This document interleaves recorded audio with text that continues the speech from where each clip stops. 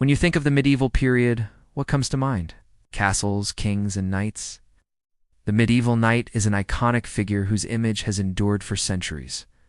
But who were they really? What did they do, and why are they so important? Welcome to my channel. Today we'll be answering these questions and more. So sit back, relax, and enjoy.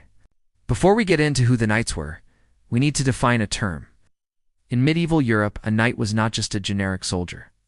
Knights were part of a warrior class whose behavior was governed by a strict code of conduct known as chivalry. This code was based on four main values: honor, bravery, loyalty, and courtesy. Knights were expected to be honorable in all of their dealings, brave in the face of danger, loyal to their lord, and courteous to those around them, especially women. These values were instilled in knights from the time they were young squires. They were expected to live up to them both on and off the battlefield. The word knight originally referred to a young nobleman who had been given land by his father in order to support himself and his family. However, over time, it took on a broader meaning to include any mounted warrior. Knights fought on horseback, typically on behalf of a monarch or lord. They played a vital role in warfare, often serving as the elite force that decided the outcome of battles.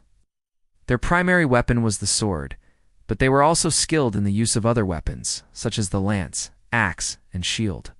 When not engaged in battle, knights were responsible for protecting the realm from external threats and maintaining law and order.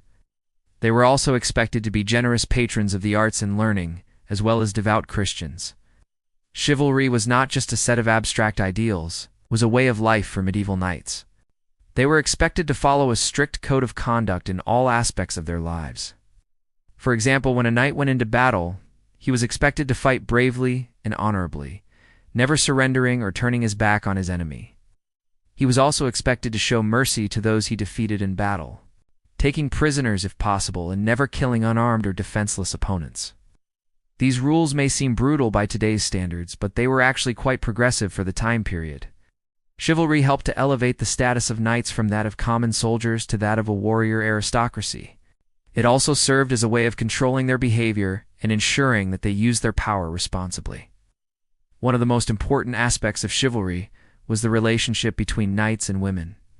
The medieval period was a time when women were generally considered to be weaker and more fragile than men. As such, they were expected to be treated with respect and courtesy. Knights were expected to be especially chivalrous towards women because they were seen as the protectors of society.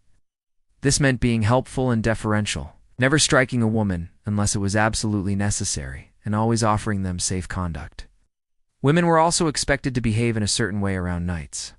They were to be modest in their dress and demeanor, and they were forbidden from engaging in any kind of sexual activity outside of marriage.